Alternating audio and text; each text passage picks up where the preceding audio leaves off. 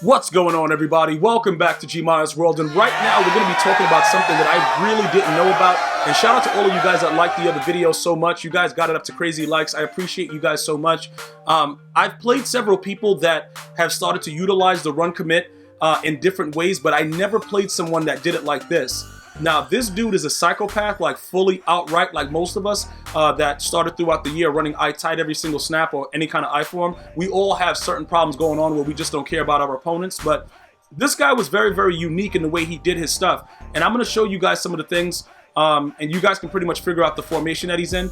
But he's going to be run committing the entire game. So what happens is it's actually very, very important that you guys start to understand that you're going to need to be able to, pass the ball, which is very, very good for us because we've started to actually do that. And the reason that I point that out is you can see that's a run commit. You see the way that run commit was, and you see the way he jammed me. A lot of what that has to do with is obviously, number one, being in two men under, and then number two, being able to have the time to kind of see what it is, if it's a run or a pass, and your players being smart enough to be able to get in there. That's what's very, very interesting about all of this that's going to go on, what you guys are going to see. This man wanted to run commit every single play.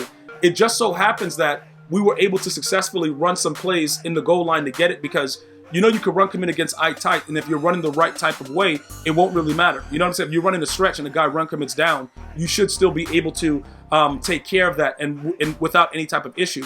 So a lot of the things that are going to go on, with that, we were able to get 7. It's not even all about that. He was a psycho on both sides of the ball. Now, this is very, very rare that you get a psycho that is the same on both sides of the ball because usually they take a break. You know what I'm saying? It's like, all right, cool. We could probably see what's going on. With the way that it is, this is something that's very, very interesting with the way that it's supposed to be. And I have to make sure that you guys understand the way that this is right now.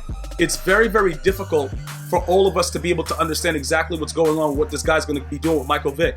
Now, it's the Miami Dolphins two-back, pretty much a two-back whole playbook situation. A lot of guys come out, they block everybody. Like, you're going to see him sometimes block everybody. Right there, I thought I was low enough to get a pick, but you're going to actually see this guy block everybody and send one guy on a route, send 2.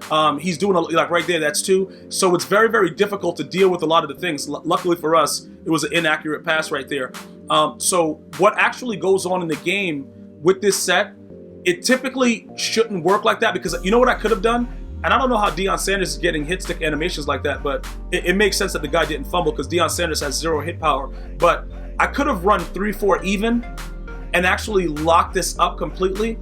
But I wasn't thinking when I was playing, I wasn't thinking about it. I'm like, it doesn't really matter. Let me just go ahead and keep running the 3-4 odd. But the 3-4 even, you could actually spread it to the outside. Like, you see the way that Kevin Green is already right there? The even defense, with the way that it's split, it completely takes away the outside runs. So you actually have a lot of, leeway in keeping the player in the pocket without sending additional people. But that's just something that, you get to understand with time. Right here, he misses the field goal. And we go right back. You see the run commit? Now, that time he messed up because I actually let my running back go out on a route and he just simply ran commit and didn't, pay attention to it. Now, you can see having the running back go out, it alters what happens. So I'm trying to give you guys some insight. If you play somebody that's doing this, I'm showing you guys pretty much, what I'm doing. As long as the running back is going out, if he run commits, you'll see the running back be wide open on the right side. I wanted more though, because I'm greedy. You see what I'm saying? So when I realized that, I'm like, all right, I can always get that done. And then I can also, run around like an idiot right here. With that, I should have thrown that earlier, but you see he'll get the pick right there just because I threw it in the coverage, whatever. It's fine. I was realizing like, I just want more, dog. Like, I didn't even really care.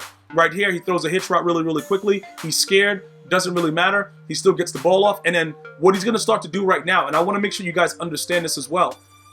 When he starts motioning guys in to help him block and then he runs around, that in route, the in route, as we all know, if you've been playing Madden since the beginning of the year, you understand that in route is very, very dangerous. You can play it a couple of ways. You can press man coverage. You could cloud flat it. There's a couple different scenarios that you could run, by playing the sticks or whatever like that. But I just want you guys to understand that's pretty much what this guy wanted to do, is start running in routes over and over again. But the problem is, as you're going to see right here, when you try to defend in routes, it completely destroys the rest of your defense. Eventually, you'll see him roll outside to the left and do whatever he wants. Now, remember, on the side with 2 players, you got to be careful with that side as well. And I knew he was going to run crossers. I thought we had that pick also. I had him in the perfect D for the crosser. You know, well, the double slants from both sides. Obviously, Deion Sanders got an animation, just never did anything with it. And then pretty much he's going to move the ball to the field by doing hitch routes. Now, keep in mind, the soft squat is like, look, you see that right there with the streak? That's what happens when you try to take away the underneath stuff. So that's what made this game very, very difficult, because I gave up that touchdown and then I had to figure out, like, yo, what am I going to do to keep this guy from running around? Because you guys have to understand this. The contains really don't work. So if you contain, they stand there in the pocket, the contain stands there, and then somebody takes the contain's legs out, and then they roll outside the pocket anyway. So you have to be very, very careful with that situation. Do not put yourself in a situation where it's like, okay, this dude is doing that, so I'm going to do this, and I know it doesn't work. Running contains really, really doesn't help. Now, with that specific set, I know a lot of you guys like to run dime 146. I'm gonna let you guys know you're not gonna have a lot of success with that, because you can audible to under center runs that can completely eat up the dime 146. So you don't realistically want to do that. I could have just threw it to square when he went back to.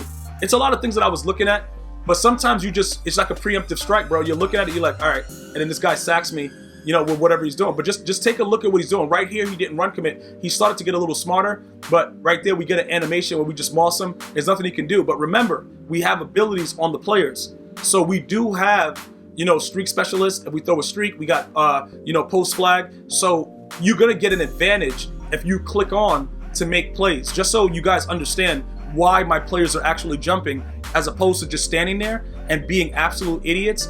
That's why they're reacting to the ball now, because they have no choice, because we have the abilities, which gives them sort of like an activation factor to know, all right, look, please jump, do something that makes some kind of sense.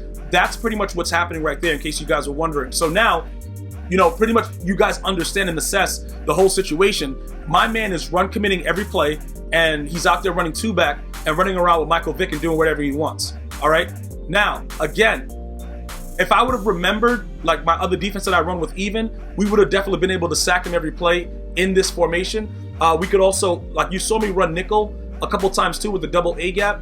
There are a lot of different ways, but you could do a couple things.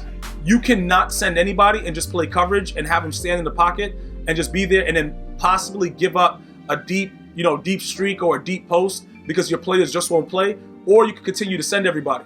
You know what I'm saying? Like right there, the in route, I should have just stayed there because Deion was going to play that out. But that was the interesting thing. And then you have the quick out routes that really cause issues that you're going to see right here. We have to adjust a little bit on the side to kind of see, to take away that outside, out route or in route. And then now we set in the corner. Now, with the way that worked, I didn't put him in a cloud flat. He was in the soft squat, so he didn't play it. Dudes are trying to scream. I went back for the in route. I thought he threw a pick, but, he tippy-toed out of bounds. So you already know. Once you do that and you drop a pick or whatever happens, you're getting dotted. Right here, we locked up. We had him in man coverage. We started to see, all right, look, let's see what Night Train can do. Dude has decent man coverage. Let's see what's happening. Right here, he throws it right to the middle. Deion Sanders gets another hit stick animation. I don't know how he's doing that or what I'm doing to make him do that, but it's hilarious. But obviously, nobody's going to fumble off of a Deion Sanders hit stick. I just don't know why he was getting the animation. That's what was really hilarious to me. If you guys have started to see that, let me know, because this game was the first time that I ever seen him get those animations, and it was absolutely hilarious. With that right there, he sends out the 3 routes. It's the same thing. It's a guessing game, but because I'm always sending pressure, right here, I don't know how he did that, because I had him in he was double manned up, and I thought one of them would have jumped it, but he still threw the in route as he's rolling to the left, and they gave it to him. There's nothing you can do. And then obviously right here, you run eye tight, you get hit stick. More than likely, he's on conservative, because a lot of the peoples that play their offense like this, when they get into this area, it's all about just trying to get in there. So you're on conservative. Very, very slight chance that he'll fumble, but the odds are in his favor to keep running the ball right up the middle and getting away with it. So at this point, we just got to do the best that we can do to kind of keep everything rolling. You know what I'm saying? And that's pretty much it. So we still get in there to hit him. Nothing really works for us. Now we're down, and we have to figure out, like, look, what are we going to do? Because we know everything that this guy wants to do. But to be quite honest, if you run this run commit defense right, because he started to mess up a lot, and I actually started to lab it a little bit, it actually does work. Now, will EA take the time out to keep patching the game after, like, this month? Probably not. We'll be left with the way the game is, unless there's a glaring defect where EA has to get involved. I don't think that we'll see too many more patches or title updates, maybe one last one. So with the way that this is right now, I would urge you guys to go and experiment with 2-man under and run commit and see if you can figure it out. I don't want to let everybody know what it is, and maybe there's an ebook out about it already. But like I said, it's something that I started to notice with the way he was playing, and it became very, very interesting with the way that it works. And I was just like, wow, you know, somebody gave this guy an ebook and he didn't pay for it, and he's just still running it. Like, whatever, because it just doesn't make any sense. I had so many people open. I don't know what I was doing, man. I don't know what I was doing, but I had to throw a hot one right there, because this guy, you know, he stayed in man. See, that's one of the dangerous things. You have to stay in man. And then look right here, this would usually be a pick, but I have the post flag elite, so they'll allow him to jump. And in most cases, he can break stuff up. You see what I'm saying? So because he can break stuff up, that actually helps us. Right here, obviously he's run committed every play, so we can't run the ball. You know what I'm saying? We got to be smart with it. Over here, this guy does a low jump, which makes no sense, and Denzel Ward is jumping like 90 feet above him. But guess what though? We figured out something about him running around like an idiot, and we left that guy in the cloud. You see him over there? And then he didn't know what to do. And then he gets sacked for a safety. So as the game goes on, you kind of figure out what's really happening, and you understand it a little bit more, and you're able to figure, all right, this guy's probably going to do that because he's been doing it all game, when he should have probably just run the ball. To be honest, you could just run the ball and see what would happen and then go to that. But he comes right out to try to do that. So obviously we got to get clutch like MJ in the fourth. And that's pretty much where we are right now. So again, we try to run the ball. The dude's run committing every play. Everybody's at the line of scrimmage. It's not much you can do, but we know he's not playing D. Hit him with a post route. We good right there. Come back out. No, we know what's up. Oh, okay. Run the ball a little bit just to keep him, you know, honest with it. And then over here, he's obviously not playing. Oh my God, man. It was a crossbody dead eye. I didn't even mean to do that. I don't even know what that was, but regardless, it doesn't matter. Right here, dot, inside, let's go. You see what I'm saying? Palomalo ain't a man-to-man defender. And then right here, even with the run commit, we get sticky. And that's pretty much the game. You know what I'm saying? The dude came out and showed us a little bit of something. Let me know if you're interested in knowing more about it. But I think you guys should be able to figure it out. 2-man under in certain coverages, and you see how it works for you. If it does, you go with it and blow people out. If it doesn't, at least you knew about it. Until next time, one love, y'all.